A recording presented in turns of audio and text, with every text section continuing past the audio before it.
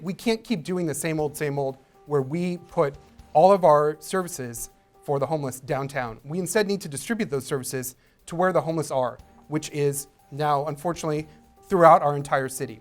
We have to address underlining issues, in my opinion, which is the drug addiction, the alcohol addiction, and the mental health status of these people before you can expect them to take care of a tough shed in the coldest, darkest corner of any town USA. Do you see services being located in District 2, or do you see them being centralized downtown somewhere where they've always been? Well, currently I think we're trying to find where a place to put them. I think we need to focus the energy on where to help them, where to get them the mental health that they need, where to get them the drug addiction and the alcohol addiction out of their lives so they can make good decisions to go to a shelter, whether it's spread out over the different districts or if it's centrally located. I do not support building a homeless shelter in Northwest Fresno. This is a state crisis. I'm going to lobby our state elected officials to really do something about mental health services in this state because we're dealing it with here locally. How about in Fresno, though? I mean, where do people go for those services? Where do you see them going? Great question. We need to talk to the experts. Now, I've spoken to them. None of them have said, oh, let's build one in downtown Fresno, or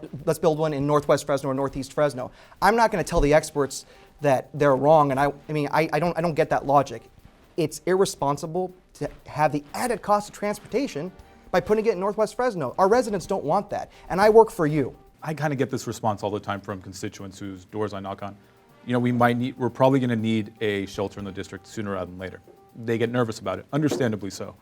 The thing is, would you rather have them walking around in your neighborhood or in a place where they can actually go that's close by, where we can actually, save on transportation costs and do things like that? Who supports this Fresno's anti-camping ordinance? Show of hands.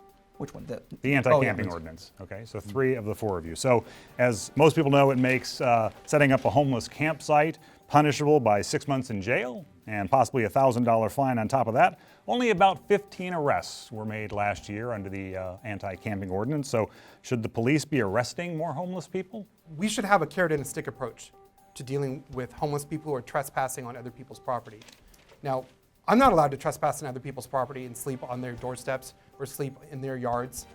And that's true for everyone else in our society. We need to equally apply the rule of law to everyone. Now, that said, we need to give options to the homeless people so that their choices are not, I'm going to break the law here or I'm going to break the law there. We have to give them that option. In fact, the Ninth Circuit has even said we have to provide that option if we're going to enforce our no camping ordinance. When it comes to no camping ordinance, I look forward to the day where we don't need to use it anymore. But we're going to have to listen to the experts that deal with homelessness every day and do what they think is necessary. It's not a one-size-fits-all. It's not a silver bullet. There's going to be so many things like Dakota Eco Garden. It's going to be what Turning Point is doing. It's going to be working with West Care, Marjorie Mason. These are the folks we should be asking this question. That arrest will also start the treatment process if this person wants to get himself treated. We have to funnel them to the services that they need.